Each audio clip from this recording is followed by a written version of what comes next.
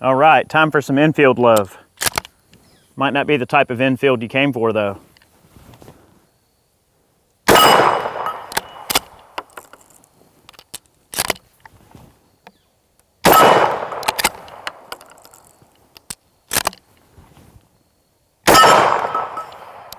Not too terrible. Guys, welcome back. This is Eric here with Iraq Veteran 8888. Today we're going to be talking about a really cool Enfield today. This is not a rifle, this is a 410 shotgun. An Arsenal converted No1 MkIII that's been changed over to a single shot 410 shotgun. These were made for a lot of the indigenous peoples of the British Empire as riot guns, police guns, things of that nature. And if I am not mistaken here, I believed what prompted them to do that. A couple of reasons, and this is theoretical, and then some of the things I've kind of read about this a little bit as well, was that they had an incident where they had a riot, and the police were armed with, I guess 10-shot 303 Enfields, and I think some people got killed with them. I mean, that's the only thing I can imagine is the cops, I think they got a little overzealous and they shot up some people. So they said, yeah, we gotta put that to the stop. So they started arming them with these 410 shotguns. So for riot control, I guess they could, I don't know, whatever they decide they need to do with them or whatever. They had a single shot 410 for the task instead of the 10-shot Enfield. Now, another reason they probably did it was if the jail ended up getting raided, or, it wasn't uncommon back then for people to break out of jail or to raid the police station and try to steal the guns and cause a whole bunch of grief. I guess their thinking too was that they didn't want to have a whole bunch of 10-shot Enfields just hanging out there in the wild, getting stolen from a police station. They figured that because of the way that they short-chambered these guns originally, that they would have a specialized ammo that you could only get through the government. So they would basically have a single-shot 410 shotgun that essentially, without the proper channels of ammunition, would be useless. This gun originally was chambered in a kind of an intermediate short chambering. And when a lot of these guns were brought into the country over here in the States, the importers would actually open up the chambers to accept 2.5-inch shotgun shells, which you see, we're putting just a standard 2.5s in the gun right now. That was some Hornady Critical Defense ammo that we bought at the local big box store. So yeah, you will find them commonly either short chambered or long chambered, depending on exactly how they were put together. A lot of the importers long chambered them a bit, just so they would accept more commercially viable ammunition. Originally, these things were kind of sold just as cheap plinkers, cheap oddity, just an interesting type of shotgun that somebody could just take and have a little fun with. And at one point, these things were stupid cheap. Unfortunately, they're not really around anymore. You can get them here and there, but they do command a little bit of a premium price to some degree. It's a very interesting variant of the Enfield that a lot of people don't really see that much anymore. The easiest way you can tell, for one, it's got a 410 smoothbore barrel in it. Otherwise, it looks pretty much like a normal No1 MkIII. You see the omission of a magazine. They plugged the bases of the magazine with basically wood, okay? And it just has a metal follower permanently affixed in place, so you can just drop the shell on the follower and close the bolt and shoot it. Another way that you can tell this gun over a standard No1 MkIII is the rear sight is permanently pinned in the lowest setting position. So you cannot adjust the sight, and it's made that way so that it's just simple. You pick it up and go for it. One of the interesting things about a gun like this, from my perspective, one, I love history and I love older firearms. So this is a great way to be able to, you can take this thing and go out and squirrel hunting with it, which is so freaking cool. If some of you guys hunt squirrels and you want to shoot them with an Enfield, that's a really cool way to be able to go out and do that. Two, it makes an Enfield cheap to shoot and kind of approachable. Maybe you don't live somewhere where you can shoot like a 303 on a regular basis, or maybe you don't want to fork out the money for 303 ammo. You can buy some cheap 410 ammo, go out and have some fun. So it's a great way to kind of scratch that itch a bit. We're going to shoot it a little bit more. And, I bought a bunch of random 410 ammo for us to just play with here. I've got the Monarch, which I think is like the Academy Sports brand. I've got the Critical Defense Hornady, which is what we were just shooting. And that's a slug and 2 round balls, which is kind of neat. And I've got some Winchester PDX-1 410 Defender. Kind of cool, I guess. I saw some of that, thought I'd pick it up. Let's just go down the line, have a little fun. All right, here's a critical defense. That's a Musket, basically an FTX slug and 2 round balls in a 2.5. Let's see how it busts a soda. If we can hit it, hopefully we can.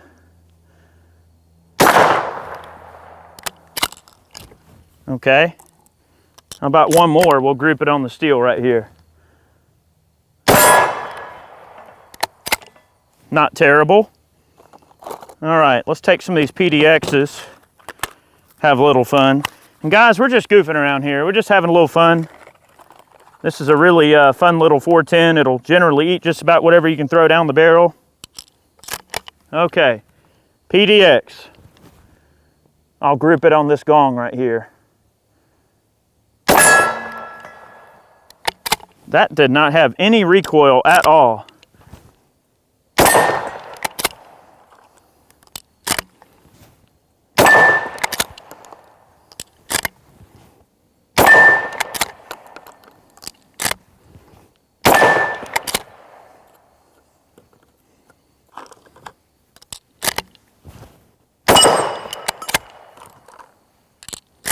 Watermelon. Again. Oh, well. All right. Gopher down there. Right beside him. Let's try again.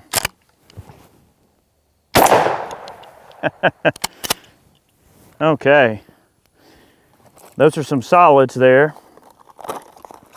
Let's get into some of this birdshot here. See how well it does at kind of a little bit extended range on the sodas there. It's a single shot 410, guys. That's what we're here doing.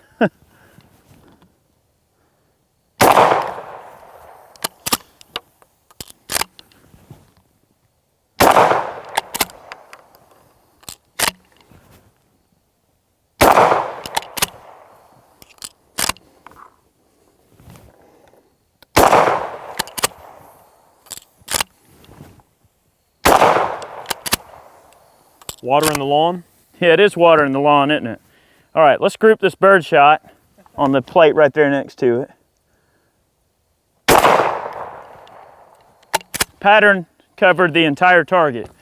So you can see kind of a riot gun. It's not really intended for shooting things out of the sky or anything like that. I'm pretty sure the main intended purpose of this firearm originally was for riot control and police use and things like that. If you do any sort of research on the original ammunition intended for this particular shotgun, you'll see that they did issue a shot cartridge. They issued basically like a little round ball. And up until not too long ago, you could actually buy surplus 410 musket ammo intended for the Enfields here. A lot of folks were kind of complaining about some of that ammunition because they were mistakenly buying it thinking that it was for like modern shotguns and things like that, and not understanding that it was an actual original, you know, issue 410 round for the original guns. Now, if you have a gun that is short chambered in this particular type of shotgun, then you're going to have to either trim down 410 brass. You'll have to buy brass holes and trim them down and make yourself some custom ammo. Or there might be an ability to order some shorter shotgun shells to fit it. You may have to make your own if you've got one that's short chambered. You can take one of these guns to a gunsmith, have them open it up for a 2.5, and it's really no harm, no foul. So from a collectible standpoint, the value of this gun might be hurt a little bit just by the fact that the chamber's been opened up to accommodate the modern shells, but I don't really care. I mean, I'm the only person that knows because I shoot it. It's still a really cool historical type of shotgun, something that you're not going to really see very often. You guys remember we did the video on the Greener GP? Guys, that is one of my favorite shotguns, and it's just a single shot shotgun. So sometimes things can be just fun and interesting. They don't always have to be fancy and tactical. This is one of those guns you can just take out and plink and have fun with. It has no recoil. It's really easy to shoot, and you can still pick them up pretty inexpensively. They're not that bad, and it's just really any Enfield collection is not complete without this shotgun in your collection. So speaking of Enfields and people that like them, I'm going to let Chad have a go on this. He's giving me the evil eye because when I brought this particular gun back with me, he was like, "Where'd you get that?" You know, and it was just this inquisition of where the things come from and all. So I'm gonna let Chad have a go, and we'll reset the range for him, let him have a little go on the musket here. All right, well, we can't do an Enfield video without me getting involved because I'm an Enfield fanatic. I love these things. When Eric brought this back, I was being quite inquisitive. Like, where'd you get that from? How much you pay for that? Oh my God, like, what are you talking about? This gun is so awesome. They are so neat. This one I don't have in my personal collection yet, but that might change soon. So this is some of the PDX-1 stuff. It seemed to be doing all right. I'm gonna take a few shots here and maybe, I don't know, let's see what it does on a soda. I don't remember if Eric shot a soda with it or not. I don't think I did. Well.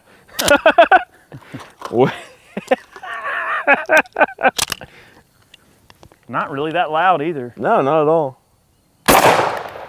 Oh, it sent that one spinning.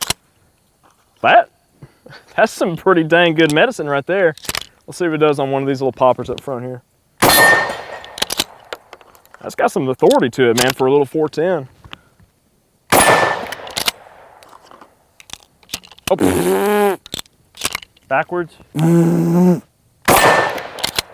That was a rookie move. Cool. All right. We were shooting some cut shells out of this thing a little while back when Eric first bought it. Let's just see if they work. This is some of the little Monarch, just 2.5, number 9 shot. So got Eric standing by with a cleaning rod in case we get some junk stuck in the barrel and have to get it out of there. So let's shoot at something where you know if it's a solid hitting it or not. Yeah, let me shoot this plate right here in the front. Yeah. It looks like it. Oh yeah, it got out of there. Okay. So you know the cut shells, basically you slice the shell around, leave just a little finger of shell material holding the front in place, and the entire front of the shell disappears out the end of the barrel, kind of like a slug.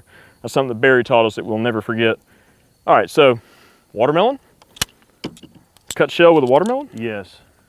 Oh no! Get in there. Urgh. Oh no, that one's not gonna work. Why do you have to sound like a Cookie Monster? Oh, cookies. 410, watermelon. All right. All right, I think you had shot come out. Yeah, let's see. Well, Check the chamber. Here. I'll see just here. rod it. Go ahead. Just rod it. Everything's good. All right. It got out of there. It may have just hit a little low. You just missed. That's because I suck. All right, let's try that again. I'm gonna aim a little higher. These cut shells are not the most accurate thing that you can send out of a shotgun. I want to see it hit that watermelon. Oh, yes! Woo, poor man's slug. Man, I don't have a watermelon left, but let me see if I can.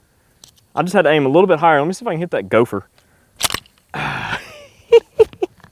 Oh, this thing is so awesome. All right. Let's make sure it left. Yeah, check it out. We don't want no issues here now. Nope, good to go. Good. All right, one more cut shell. I'm gonna get that gopher. Yeah! Boy, that thing smacked the crap out of him. Ah, awesome. All right, let's see. I don't have any more soft targets of opportunity. I'll shoot some of this critical defense that seemed to do pretty well earlier. Let's see here. I'm just gonna shoot that little 6-inch popper there real quick. Oh yeah. Toss me some sody pops out there. Oh, a watermelon. Yeah. Are you gonna roll it? I'm gonna roll it. You have to shoot it when it's rolling. All right, go ahead. All right, you ready? Pull. Hang on, Like let me get behind you. Yeah, that's all right. It's like a rabbit. It is. Oh, you're good. All right, let it go a little ways. We're gonna do a watermelon rabbit. All right, roll ready? it. Yeah, try not to bust it now. No, I'm gonna try not to bust it. All right, go ahead. Oh! Oh! Missed it! What are you doing? I was never good at skeet shooting. It's a watermelon. It's a watermelon, but it's a 410. It's a small shell. Oh God! Roll me one more. Killing me. One more, and let me see if I can redeem myself. All right, one more. All right, you ready? Yeah. All right, let me see if I can. All right, go ahead. Oh, dude. Don't take me to a trap range. All right, let me see here. I'm gonna try something. Try like what they do with the big game rounds and stuff. Put them between my hands.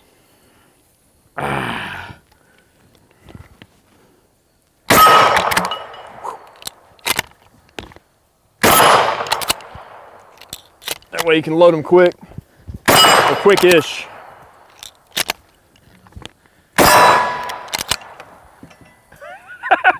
Could stay out here all day shooting this thing. Oh my God. Well, I think you guys get the idea. It's a single shot 410. It's an Enfield, and it's just plain awesome. Ooh, that sounded like, ooh, do that again. Ooh, that would hurt. But these are awesome guns, highly, highly collectible.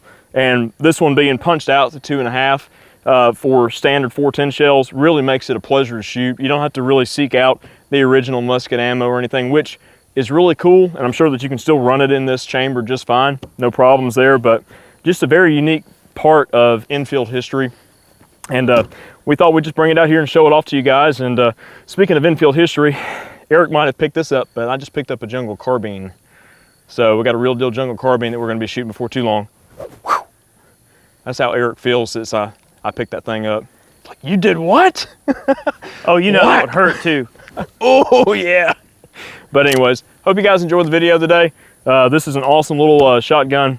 Like I said, a good piece of Enfield history and whatnot. And we got a ton more military surplus stuff coming down the pipeline. So until next time, you guys take care, and we'll talk to you soon.